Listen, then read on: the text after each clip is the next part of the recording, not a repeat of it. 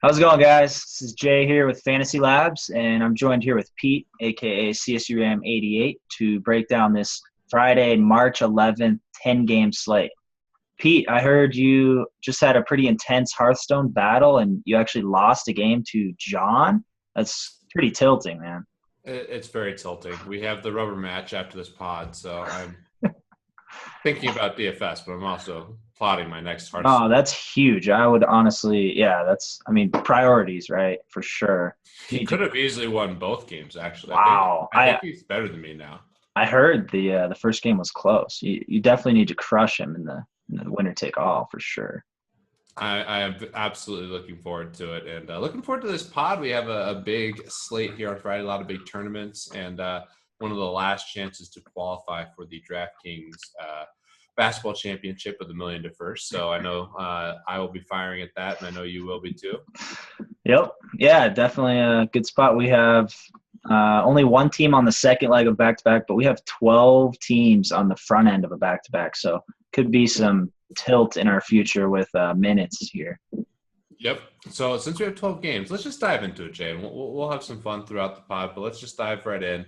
Start with Brooklyn at Philadelphia, 211.5 over under in terms of the point total. 3-point spread. Brooklyn is favored. News and notes here, Jay.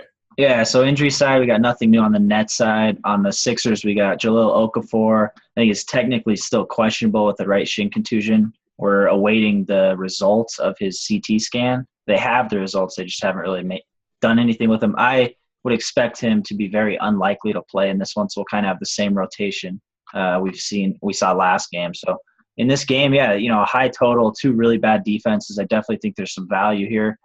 Cash-wise on the Nets, I'm kind of looking at, Brook Lopez, 7,800 on DraftKings. I think is in a great spot. Thad Young on both sides, really. Anybody else you're looking at? Just those two. I definitely think Thad Young, if you want to take a stroll down narrative streets, maybe a little revenge here from his OG days in Philadelphia, but probably not too big of a thing, but it is a great matchup for Thad. And Brook Lopez, centers are just too cheap on DraftKings, so I think pretty much always a play, and this is a great spot for him. Yeah, definitely. And, centers have been underpriced there for a while, but this is as good as it gets matchup-wise. And then on the Sixers side, with Ja out, I really like Nerlens Noel in this one, assuming he has no minutes limit. But even if he does, we've seen so many times Brett Brown put a minutes limit on someone only for that player to exceed that limit. So you can't really worry about that anymore unless the player's visibly injured or, whatnot. So I definitely like Nerlens. I think I like Covington still. He's 6,200. His price went up on FanDuel a little bit, but where you got to start two, I think he's fine there. And then Ish Smith, 6,700 on FanDuel, I don't think is bad either. Maybe some Jeremy Grant exposure as well. Right. I'm kind of on all of these guys. I think they're decent plays. And DraftKings Covington's a little too expensive. Mm-hmm. And it looks like these games, if I'm just looking around the players, and they don't have great splits, at least the Philadelphia guys, and Brook Lopez also didn't have good splits in the two games that they've played. But this definitely is a game that you could stack. I think there's potential for, a really, really close, high-scoring game. On Philly's side, though, I definitely think the value is more on FanDuel than it is on DraftKings, Covington and Grant. And then Ish Smith is always a good play, but there's a lot of options at point guard on this slate. So let's move to Detroit and Charlotte here. We have a 200.5 over-under. Charlotte's a 4-point favorite right now. They've been playing really well, and a big part of that is Kemba Walker. News and notes here, Jay, and talk to me about Kemba because he's been. Yeah, injury-wise on the Pistons side, we got Jody Meeks with his foot injury is unlikely to play. Did some 3-on-3 work today. Stanley Johnson, Anthony Tolliver with a shoulder injury and knee injuries are still out, sidelined. On the Hornets side, we have no notable injuries. But, the Hornets are scoring more than any team in the NBA lately. Every time I look at their score, they have like 118 points. It's insane. This total is actually a little bit lower than I would think with the way the Hornets have been playing. On the Pistons side in cash, they're at a relatively low implied total. So, I think Andre Drummond you can make a case for on DraftKings at just 7,900. Again, where centers are just underpriced. Tobias Harris on FanDuel has been solid. He has a relatively soft price. I think he's an option. And then I think the rest are tournaments only. We have Reggie Jackson played 29 minutes last game, and they had an 8-man rotation, so you just can't really trust his minutes. So tourney only for him. And then, yeah, who do you like on Charlotte's side? Obviously Kemba here. Yeah, Kemba's been going off 4 straight games with 30 real-life points, averaging like 55 fantasy points over that stretch as well. He's been incredible. And Jeff Van Gundy, who I know you're a huge fan of, I was watching a game. I can't remember. Maybe it was OKC Clippers or something like that. I can't remember which game. But he was talking about how Charlotte is a deep sleeper in the East that no one's talking about. And I kind of buy it. I mean, Al Jefferson coming back now. He's not a great player that you want starting. Still a really effective post player, but with the way the NBA is going, not quite as valuable as we initially thought. But off the bench, I mean, that's a really good player. I agree. No, it's kind of a perfect fit. So I think they kind of found their rhythm. Kemba and Batum both playing really well, and I like this team, and I think Kemba's definitely a great option. Outside of that, for fantasy purposes, I think you have to consider Batum again at the shooting guard position on draft or on FanDuel more. He's small forward now on FanDuel. He got moved. Yeah.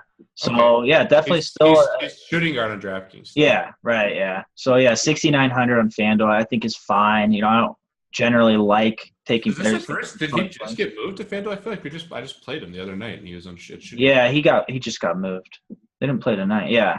Maybe the last game, but definitely either his first or second at small forward. Yeah, I think it's first. Yeah, so makes things a little bit interesting there.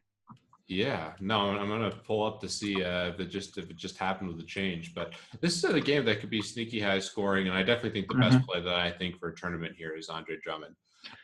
Speaking of a game of fantasy goodness, Jay, Houston at Boston. I mean, we know it's going to be a huge total. 221.5 right now. Boston's favored by 6, which is really interesting, especially if you would have looked at the spread in total to start the season. Houston obviously not living up to expectations, and Boston really playing well. So Jay, and how are you kind of attacking it?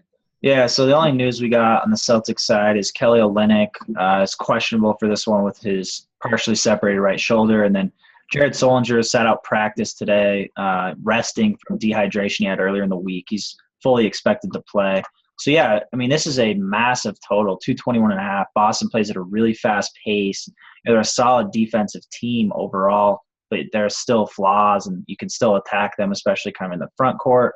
I think Harden has a difficult man-to-man matchup, but I still think, he'll kind of find his way to account for and produce for a lot of these implied total points that Houston has. So, cash-wise, I think Harden is definitely an option. Looking at his slate overall, he's not my favorite kind of top price guy. So I think he might lean more tournament. And I like Dwight a lot attacking Boston's front court here. We saw Dwight have a big game last game. So kind of in cash those. Beverly I think is fine in this high total, fast-paced game where his price is a little soft. I think he's a decent option there. And that's not really looking at anyone else. I don't like Ariza versus Crowder too much, and nobody else really off the bench is a strong option. Right. And just to harp back, Batum was shooting guard the other night when they played New Orleans. Okay. Oh, yeah, that's right. I played him, yeah. Batum rated really well. So this is his first game at small forward, which is annoying because forward is definitely,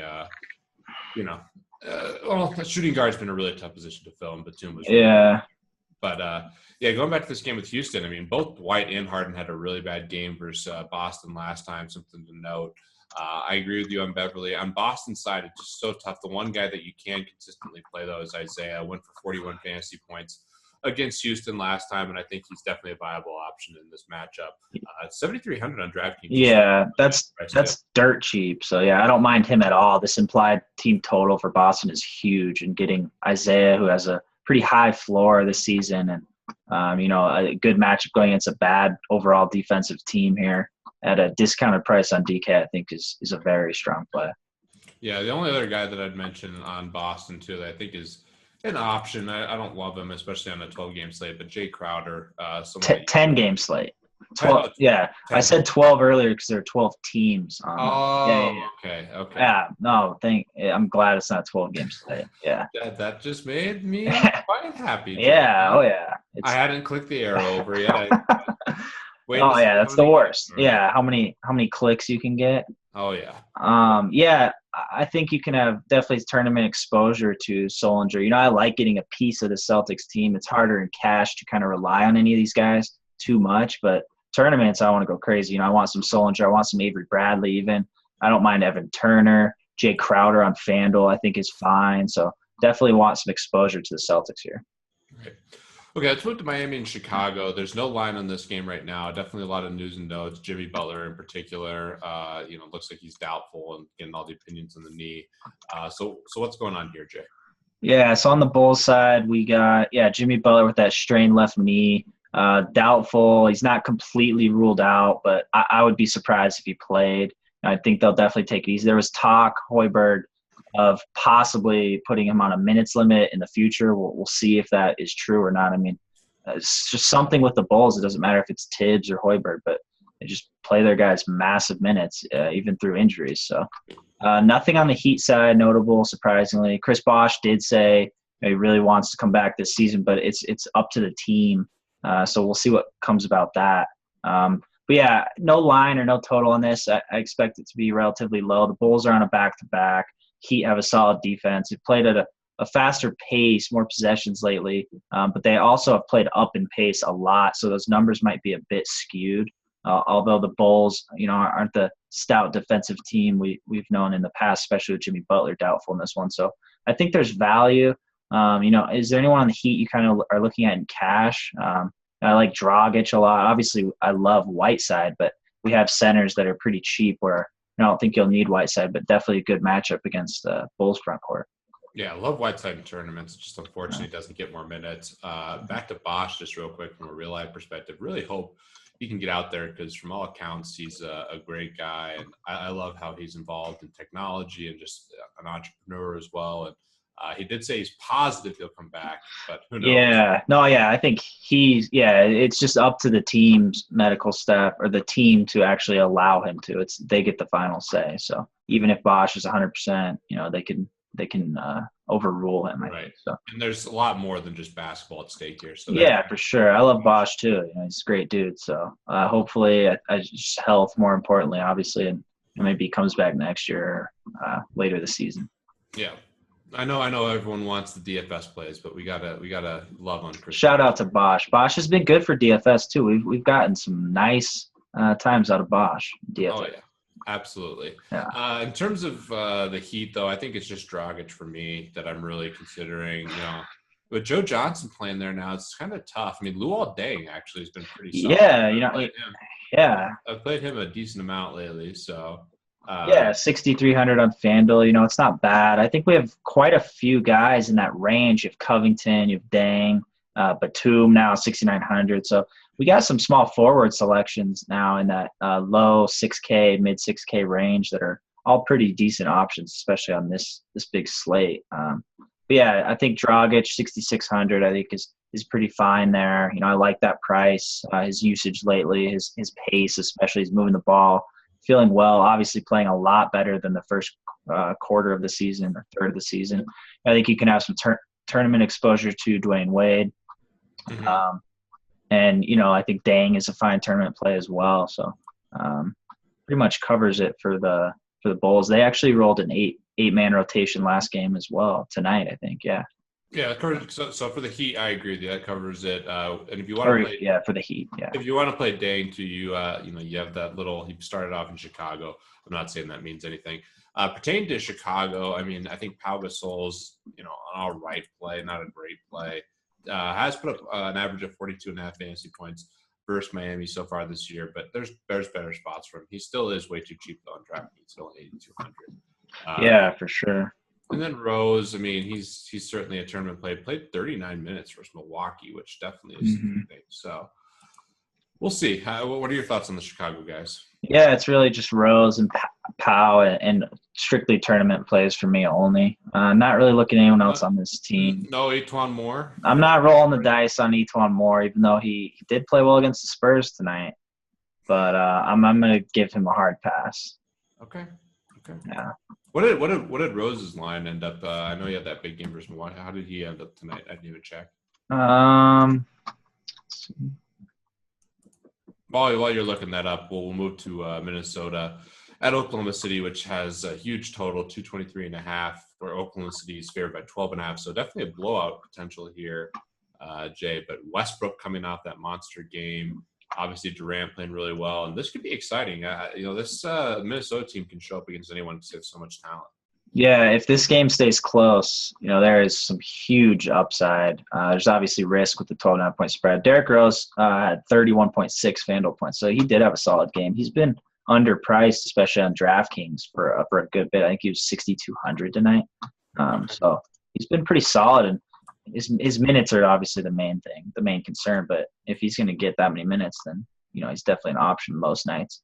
But yeah, going back to the Wolves and Thunder. So injuries, we got the man Bielitsa is questionable. Liss is questionable. He expects to play though. I would assume he's playing from the strained right foot injury that's held him out for a bit. Kevin Garnett ruled out again with a sore right knee. Greg Smith probable with a toe infection. And then on the Thunder side, we got Dion Waiters, questionable with personal, and I could definitely see him sitting out, more than a few games. So we'll keep monitoring that situation, and for now, I would count on him sitting this one out. So on the Wolves side, 12.5-point dogs, huge total. So they're still expected to score a good amount of points. The big thing with the Wolves is just minutes. Trusting these guys to go full minutes, especially like Rubio. Jang has been kind of seeing his minutes fluctuate. Town still has that downside of minutes every now and then. So in a blowout here, I definitely fear going some of these guys. Cash wise, I'm not on anyone too high. We got where's Levine's price now? That's who I like. Levine. So he plays in some of those blowouts too. Oh yeah, he's been getting solid minutes. So he's still 5,600 on FanDuel. 5,900 on DraftKings.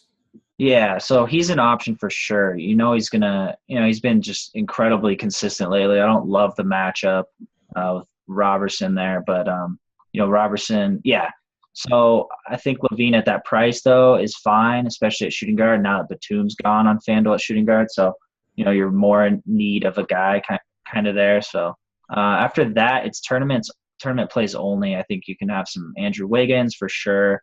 Some Karl-Anthony Towns, who we've seen time and time again be kind of matchup proof. Maybe some Ricky Rubio as well. So mainly a tournament team, but Levine more for price is a cash option. Yeah, love Levine. He's definitely my favorite guy on Minnesota, averaging 34 fantasy points, DraftKings points in their 3 matchups against Oklahoma City, and only 26.5 minutes doing this. Wow. So like him quite a bit in this spot. OKC, the analysis is easy. I love Durant and Westbrook if you can afford them. Durant, Westbrook, strong cash plays. Obviously, this is a really bad Minnesota defense, so I don't think they'll have any problem getting theirs. I definitely like Enes Kanter as a tournament play, especially this 12.5 spread if it gets out of hand a little bit. He's been a monster offensively. Like, he doesn't miss. Every time I watch him come in the game, it's like first possession, offensive rebound, putback. Every time. It's incredible. He'll go like 5 for 5 shooting in 6 minutes or something. So the upside's obviously there for Kanter. And then, I don't mind some Ibaka tournament exposure in this one either. Okay. All right. Well, this next game's going to take some time. We got no spread, no total. New Orleans, Memphis. Jay, news and notes. Memphis. Yeah. Are you gonna play tomorrow for Memphis? You and I.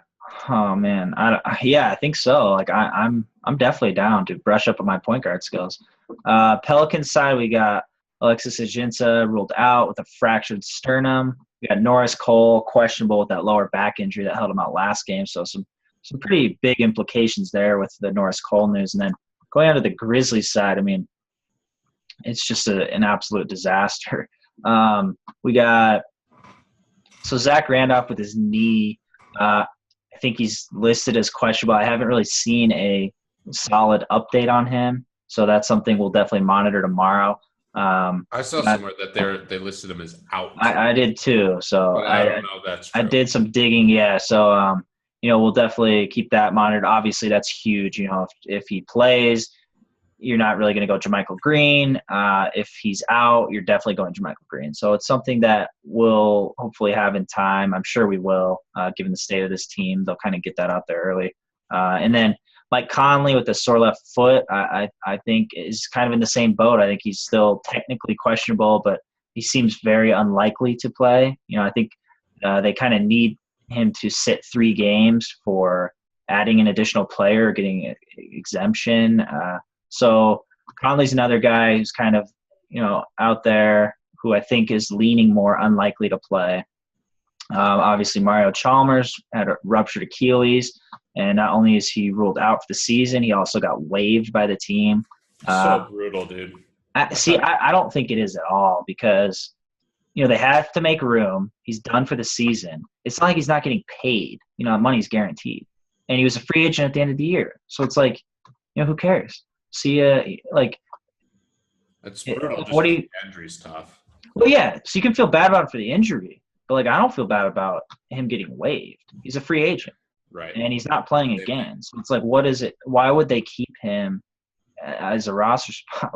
They need bodies. So it was the only logical move. I think I saw the Lakers did the same thing. Obviously not with Chalmers, but with Xavier Henry. I think a few years ago when he was ruled out for the season, they just waived him the same day. So it might appear brutal, but it's the only logical decision. And, I'm sure they didn't just call. I don't think it was as ugly as people think, for sure. So anyways, Chalmers is out, obviously.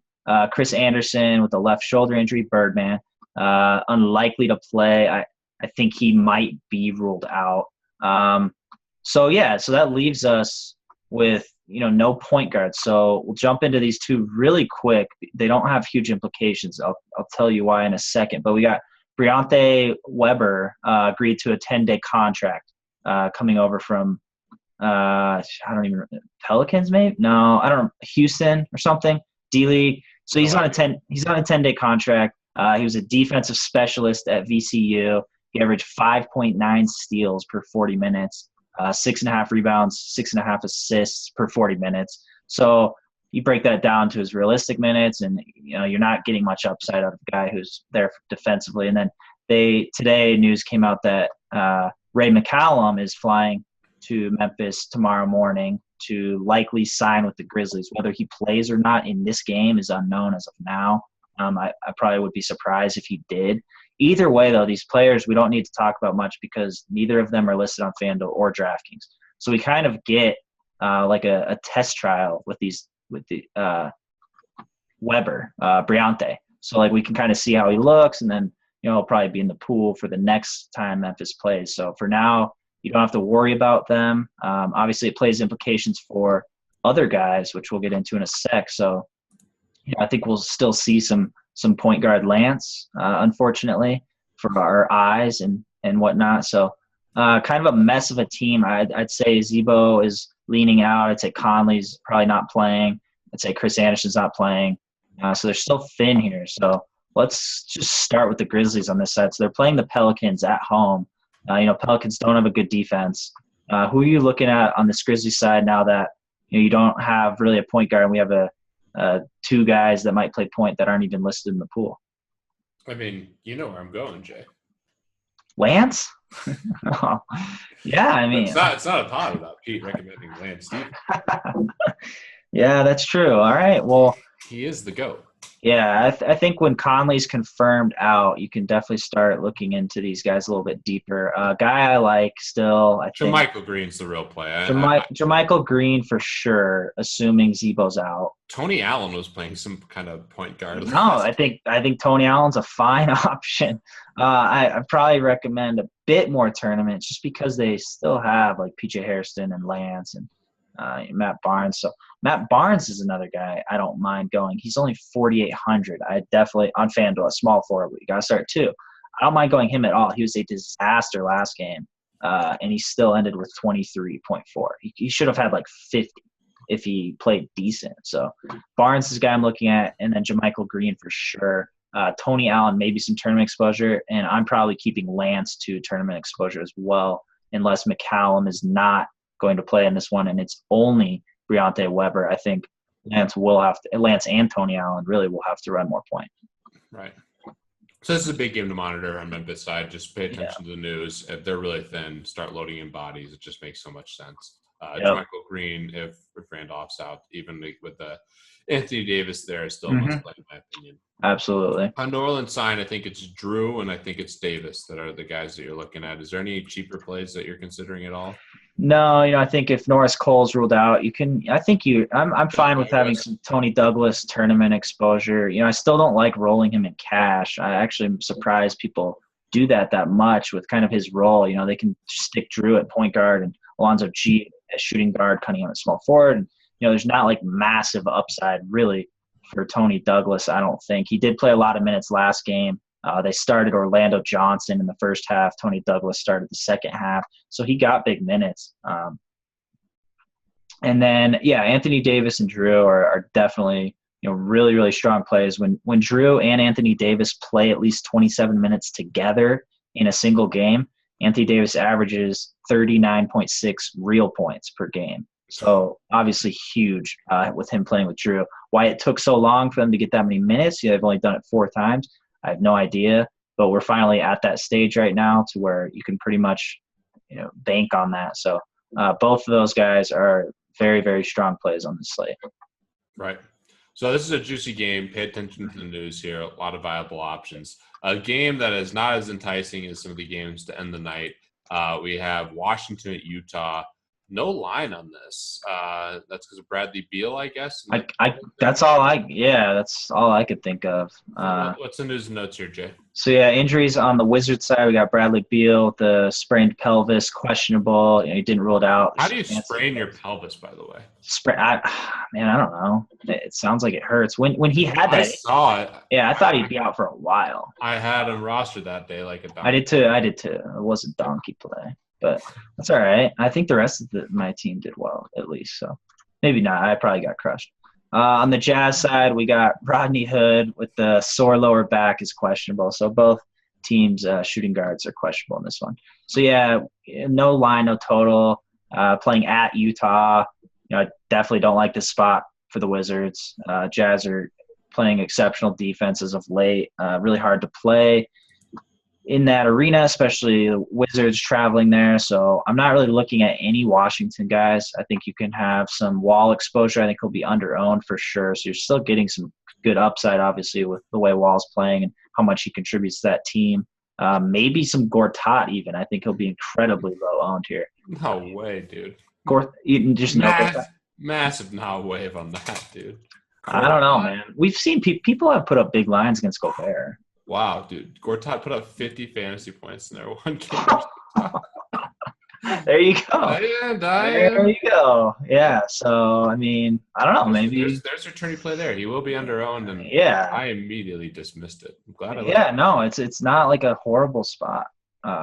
Gobert and Gortat both went off. I like Gobert in this. Yeah, for sure. So, there's nobody else I'm looking at on Washington's side for sure. It's just tournament exposure, Wall, some Gortat. That's it. Utah side, like you said, Gobert, I think, is a pretty strong play. We have a lot of kind of strong centers, so I don't know if I'd give Gobert the cash tag play. Definitely like him in tournaments, though, a lot. And then I like Derek Favors a lot in this one as well. Yeah, I like Favors, and the Gortat thing's funny. It's a really interesting. Sometimes matchups can deceive you, and that's right. Some front court guys have put up some nice numbers against Utah, but in general, I'm not targeting them at all. Right. Dismissing Gortat as a play, but that is interesting that he had the one good game and a small sample. But on Utah, I'm with you. I like Gobert a lot. Don't mind Favors. He did struggle in their one matchup, and then I like Gordon Hayward too as a play as well. Yeah. Jay, I got the game that is going to be awesome. This is the game you want. This is the game. I think this is the game. I do too. I agree. Orlando, Sacramento. No line right now.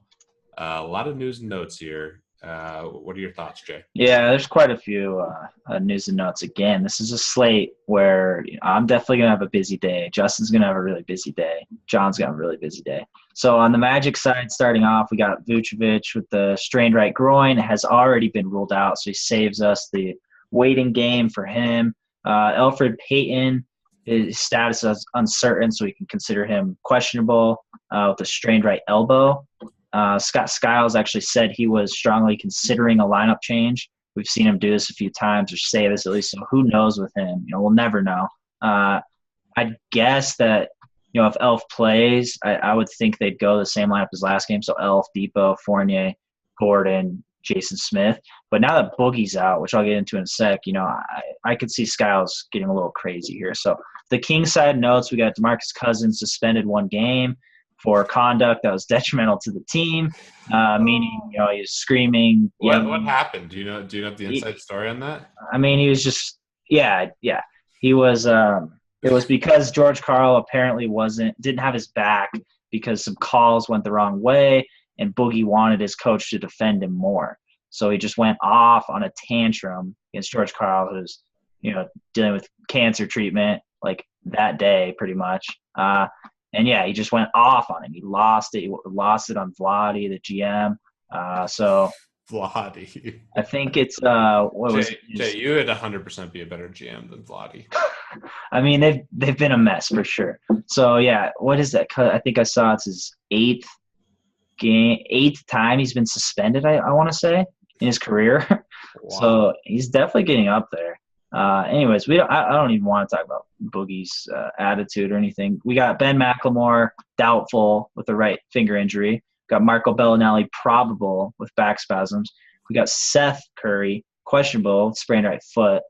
So we could see Darren Collison possibly start for McLemore again like last game. For Boogie, we could see Willie Cauley-Stein. We could see Kosta Koufis.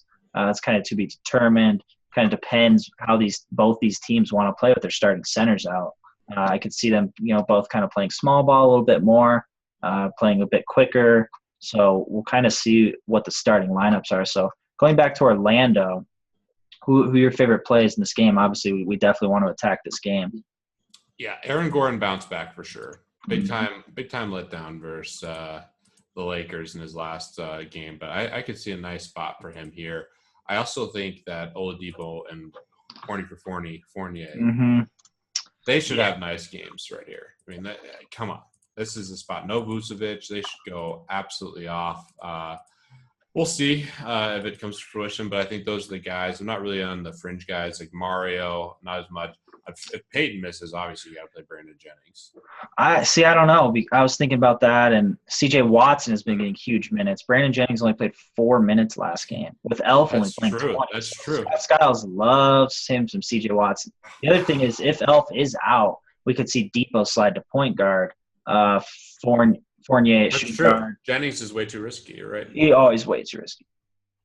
We could see Hazonia slide into starting lineup small forward. I mean, there are a lot of options. Styles, wow. And Styles is a psycho, and he already said he's going to think about changing the lineup. We'll see what they do, and obviously a lot depends on Elf's status. So I hope Elf plays, so I don't even have to consider. I do too, because I like Oladipo regardless, and Aaron Gordon too.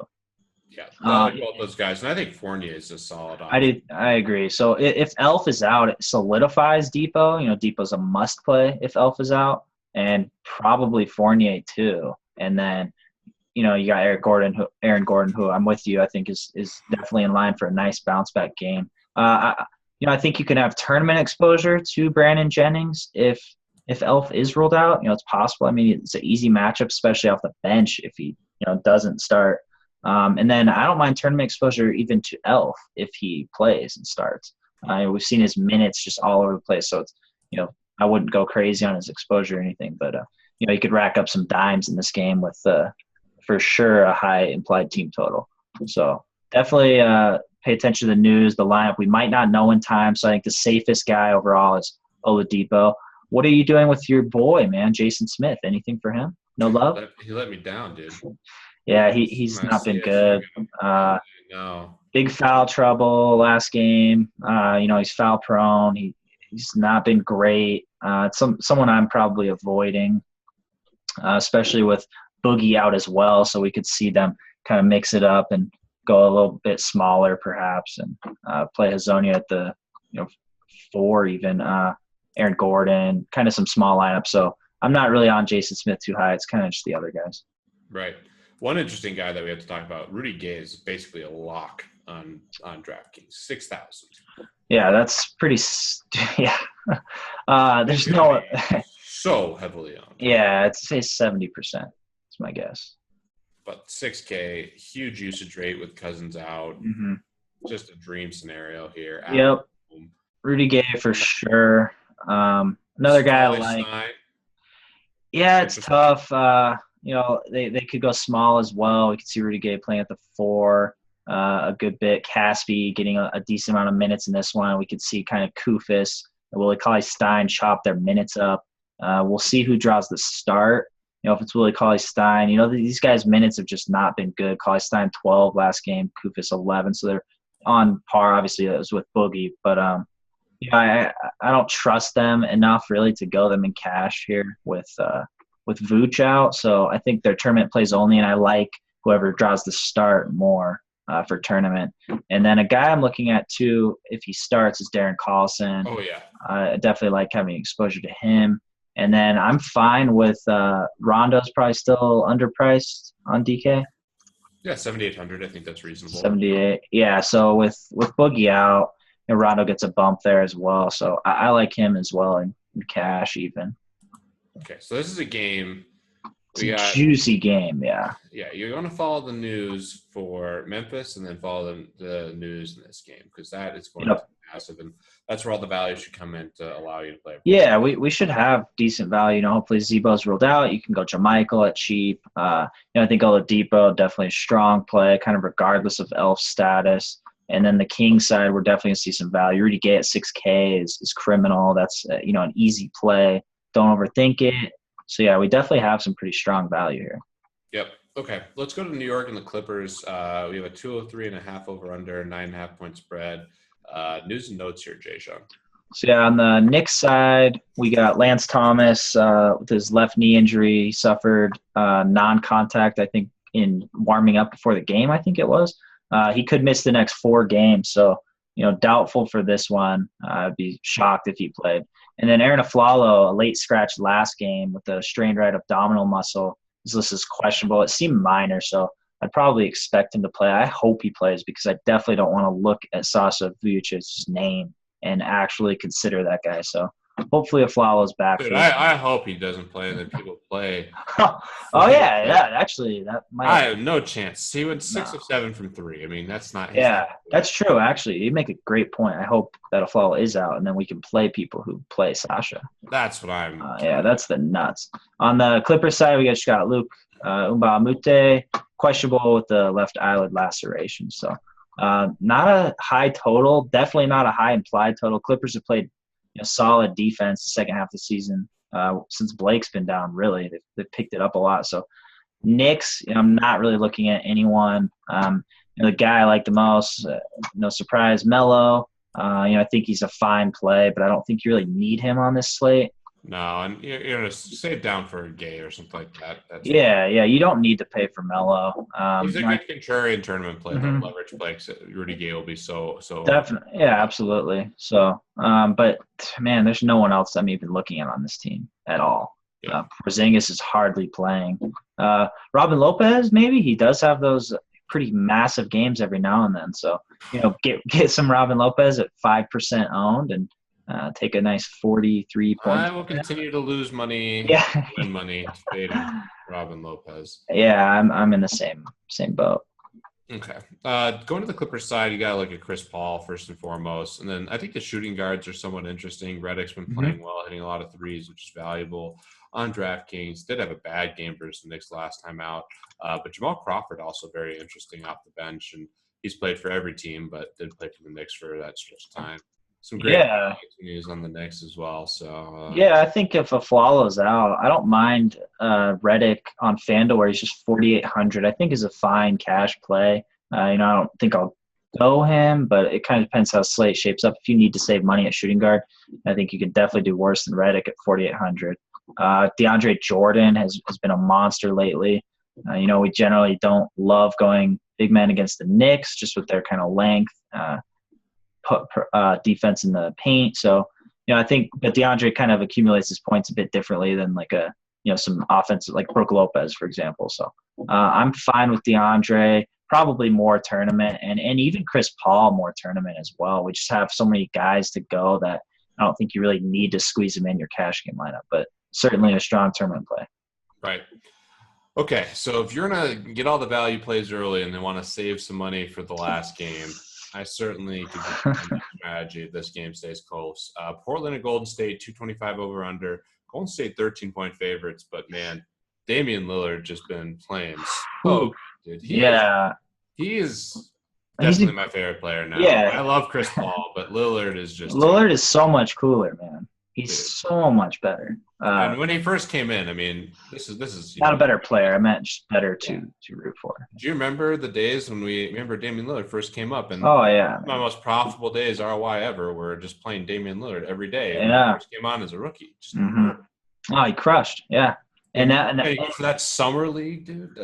And back then, like even his second year or whatever, he was like he's kind of like a Kyrie Irving in that it's like, oh, you're gonna play Damian Lillard, he's gonna score 25 points, but he's not a high assist guy, doesn't get steals, not a great rebounder, so secondary stats or whatever. But now he's scoring so much, and he is getting more assists than he was back then. That he's one of the best plays on any night. So you want to hear an interesting stat? He's averaging 73.9 fantasy points in 2 games versus Golden State. What? No way. Yeah, 45 and a half points per game. Oh my, he did. Yeah, I do remember last game. He just showed. I mean, this is definitely the game to watch. It's the late game. Curry versus Dame. This is must-see TV. I can't wait. I think you definitely want to look up. I'm not too afraid of the 13-point spread.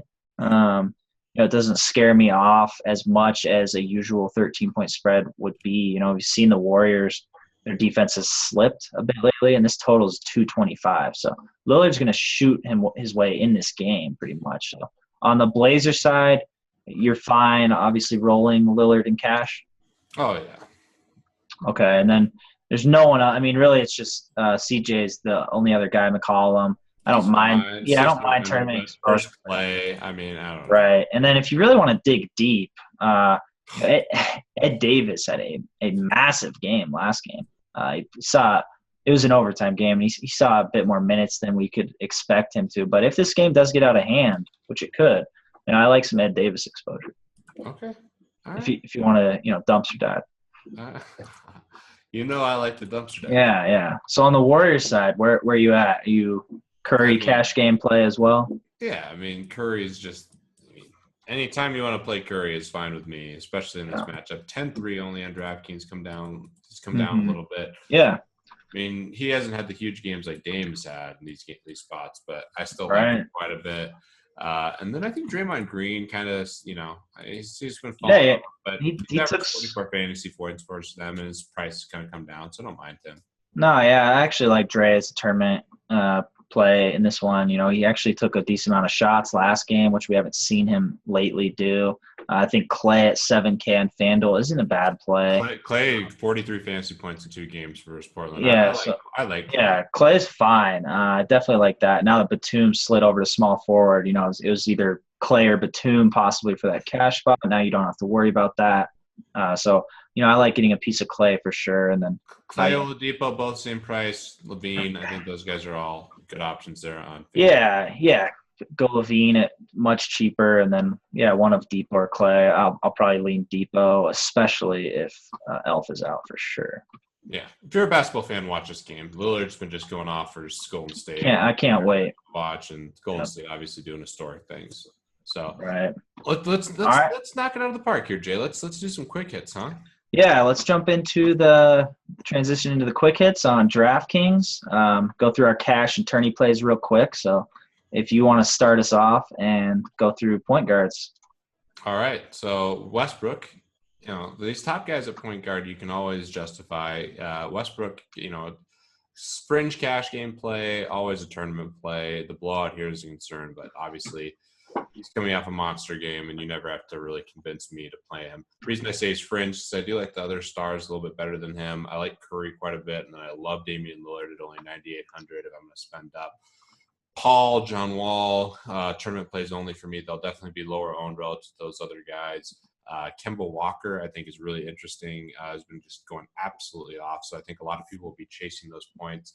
I definitely am a believer in it, but at 8,600, he's more of a tournament play for me, although I do think it's reasonable to consider him in cash. Drew Holiday, kind of a similar spot to Kemba Walker. I love the spot.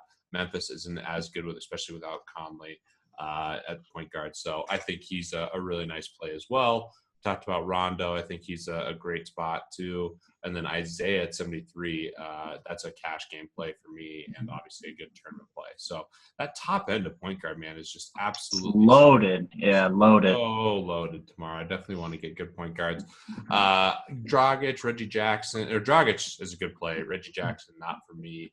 And Ish Smith is kind of in the same thing as Jackson. I think he's a little bit better play, but probably won't be having too much exposure. But Dragic, if it fits, I think is nice. Definitely like Rose is a tournament play. Same thing with Ricky Rubio. Alfred Payton, if he plays, I won't touch, but if he's out, got to consider Watson.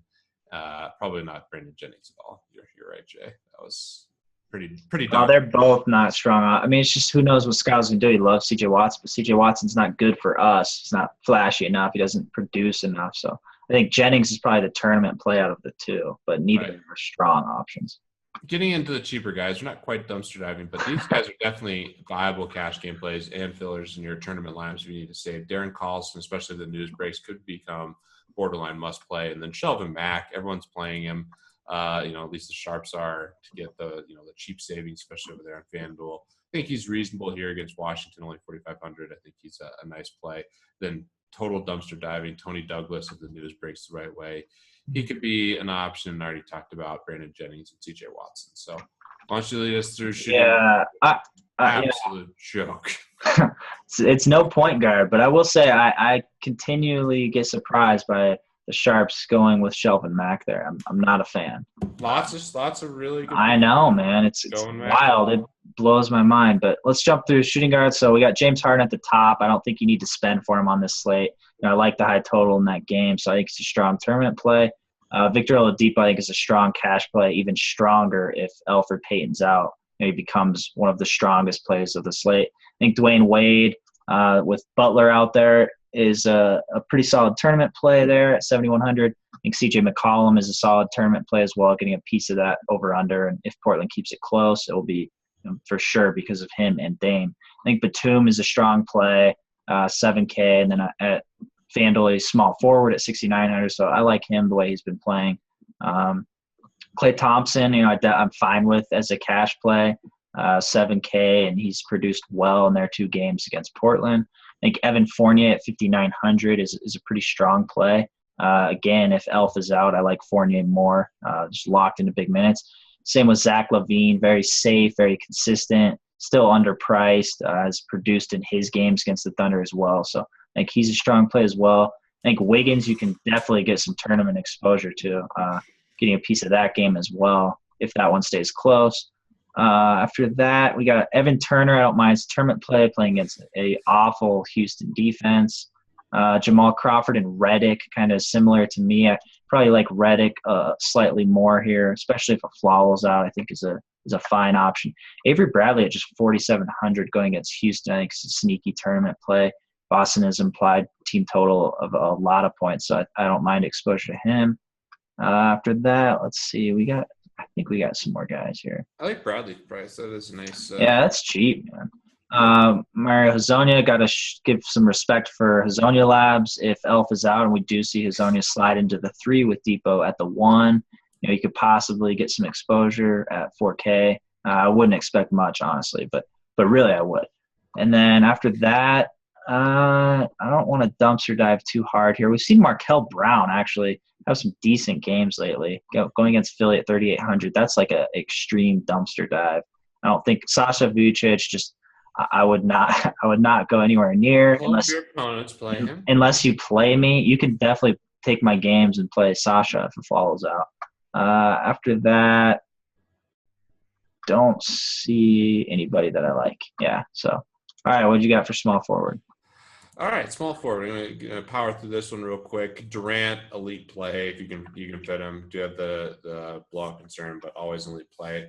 Talked about Melo a good bit on the pod. Just he's fine, but not a great play. Probably want to spend elsewhere. I'm actually gonna keep this pretty simple. Like all these guys are tournament plays on DraftKings. Rudy Gay, yeah, it's so clear. Yeah. Probably not gonna have much Ariza if I'm playing tournaments. I like Tobias, like Luol Deng for cash or for tournaments. I'm sorry, but Rudy Gay just lock of the century. Definitely a guy almost positive I'll have him in cash tomorrow. Matt Barnes, Jeremy Grant with injuries. Don't mind those plays. Don't mind Marcus Morris. Lance Stevenson, I guess. Your boy, yeah. Gotta mention him. He's so good. So I think, it's just kind of one of those spots. It's really just looking through the list here. It's a leverage spot for tournaments. So if you're trying to build something to be more contrarian, like a qualifier or something like that, definitely think there's merit to going someone outside of Rudy Gay, especially guys around his price range. Luol Deng, Tobias Harris, I think in particular, nice, and Robert Covington as well. If we go down to the dumpster diving after like the injury guys, after Lance, pretty ugly, pretty fast. Yeah. I played Derek Williams the other night. That was absolutely egregious. He came through at the end though. That was a classic garbage time push, like just insane. He racked up a lot of points at the end of that game. He did. But I would not. If you like, don't go back to that well. I would not go back to that well. Yeah. If you're a fan of money, which I know. Yeah. Orlando Johnson started last game. 7 fantasy points. Oh, what a donkey he was. Yeah, I don't think he was. Price. People were so mad that he wasn't in the player pool, man. Like, our mentions were absurd. Like, I can't believe he's not. Like, these sites make a lot of money. They spend a lot of time. They don't even have Orlando Johnson player. It's like, what are you trying? Like, no one has him, so who cares? Like, and PJ Hairston, a nice 25 minutes, 7 fantasy points, 8 fantasy points. All these dumpster dives are pretty gross. So they're bad. All right, don't be a fool. Just play Rudy Gay. Yeah. Like, Rudy Gay is the cash lock. I'm a cash game guy anyway, so me too. You don't want my advice in tournaments. I'll probably lead you astray. So. I mean, I will say if Rudy Gay busts, tournament-wise, a lot of people have him even in tournaments. So right. So there's definitely a leverage play there. So think about it. Yeah, just pivot off Rudy Gay in tournaments a bit because he'll probably be like the highest owned player on DK in cash probably at that price. Right. So let's go on to power forward. Anthony Davis, I definitely think is a very strong cash play. I think he's probably more realistic to get on FanDuel with the looser pricing. It's difficult to kind of get these expensive guys on DraftKings, but he's definitely in a good spot with and I like him even more if Norris Cole's out. Draymond Green, I think, is a great tournament play at 8K. His price is a bit suppressed. We saw more shots last week. A good game for him, especially if that plays close. Get that triple-double upside for you. Derek Favors, I don't mind as a cash option. It's just they're probably guys a little bit cheaper that you should go over him to save money, but I think he's a pretty strong play. Probably more of a tournament play only, though. Aaron Gordon, definitely like for the bounce-back game. Cheaper on FanDuel, so I'd recommend him more there. Going against Sac. Thaddeus Young going against Philly, I think, is a pretty strong play. We do have the revenge factor as well. 6,600 there. I think 67 or 6,800 on FanDuel. So like him in both spots, cash-wise. Nerlens Noel at 6,100. We're assuming he's not on a minutes limit. We're assuming is out. So I think Nerlens is a very strong play against Brooklyn. We've seen his consistency that he gets us with rebounds and blocks and steals there. So definitely a big fan of Nerlens. JaMychal Green, his price definitely crept up on DK. I still think he's a pretty strong play, assuming Zach Randolph is out. Serge Ibaka, I don't mind some tournament exposure to. Ryan Anderson, I don't necessarily mind tournament exposure to either. After that, we got Ed Davis if you want a dumpster dive. Got a little bit of upside there. I don't really like the dumpster diving after that. It's Save the people from any stupid thoughts. Yeah, it's really bad. So, yeah, bring us home with the center. All right, I'll bring us home with center. All the guys up top are interesting. I think I like Cat the most at 7,900. Really? I think so. I like Dwight quite a bit, too, and Drummond is right there as well. I'm looking at Brooke pretty hard, man. Yeah, well, Brooke, I was just going to keep – he was 100 less than these guys. So I like Brooke. Well, he's right there. I mean – he is definitely right there. Like that top tier is 8,200 to 7,700. There's 9 guys. All right, so I think Brooke's a really good play there, too. Yeah, but has struggled really bad versus Philly, but – Drummond is a good play. Like, we have 9 centers within $500 price-wise. It's interesting. I mean, I love Whiteside's probably my favorite tournament play. Great matchup there. So I like a lot of these guys. I like Dwight. 54 fantasy points with 26 real points, 4 blocks. He's a beast. 33 minutes. Yeah. I think all these guys are great tournament plays. Yeah. I do like Towns a decent bit. I like the way Towns is playing, but I can see the argument. I think Brook is another really good play, like Dwight. But all those top centers are definitely really interesting to me. Then moving on down, I mean, it gets kind of tricky. Gortat, definitely that tournament play. I like Gobert a good bit. But again, the price off these guys, it's 1,000. It's a good bit from like Gortat to them, but it's not a ton. So it's interesting to see how you kind of where your roster shakes out. But I like those two guys a decent bit, especially Gortat in tournaments. Now that you mention it, I think a lot of people will veer away, but definitely intriguing now with that big game he had last time versus Utah. Robin Lopez, we talked about him, definitely a viable option. Same with Solinger. Don't love them, but definitely think it's interesting. Really like Jay's point on Enes Kanter as a tournament play. If this game does get blown out, I would not play Kanter with Westbrook or Durant. This is where I would take him away with those guys and hope for the blowout and get a lot of production. I think that definitely makes a lot of sense. Then kind of going down towards the bottom, it gets pretty ugly. Talk about dumpster diving. Wow. Is there – Big Al has been playing. Yeah. Oh, yeah. Big Al. Yeah. Yeah, but he's still his upside's a little capped. Right. Yeah, he's not quite getting enough minutes. 4,800. I mean, 20 minutes is like reasonable for him. And outside of that, dude, it's ugly. Like Amari, I guess, will get some run, like 8 minutes. He'll get 15 fantasy points. I'm not Mo Buckets. I mean, if you really have to dumpster dive, it's Mo Buckets. Yeah, why not go to Mo Buckets? Like if you have to pick one of these guys. Yeah, it's kind of one of those spots where I think you'll end up probably having to decipher one of these top guys, or maybe going down to like Gobert. Or even a little bit farther to like Robin Lopez or Solinger. But yeah, so definitely a tricky spot at center relative to other days, I think. Yeah, and DK overall, I think we have a lot of guys that are really good plays that are underpriced, but as a whole, as your whole lineup, it's going to be tough to fit them. It's certainly going to be tough to fit like Anthony Davis or Lillard or a top point guard. So because the really good plays, like Rudy Gay's 6K, which is really cheap. I wish there was a dumpster dive at center. Exactly. And JaMychal Green's 5,700. So, like, we don't have that many really cheap plays. So, for cash, I'm probably going to go the way of probably a more balanced lineup as far as salary. So, just kind of pick the best overall value at each position, like a mid-tier guy who's underpriced in a great matchup, something like that. And tournaments, feel free to dumpster dive and pivot off Rudy Gay for sure in tournaments. Right. But yeah, that's the slate for you guys. Good luck, everybody. Keep grinding. We're almost done with NBA, actually, unfortunately. There's not too much left. But good luck the rest of the season, and especially on the slate.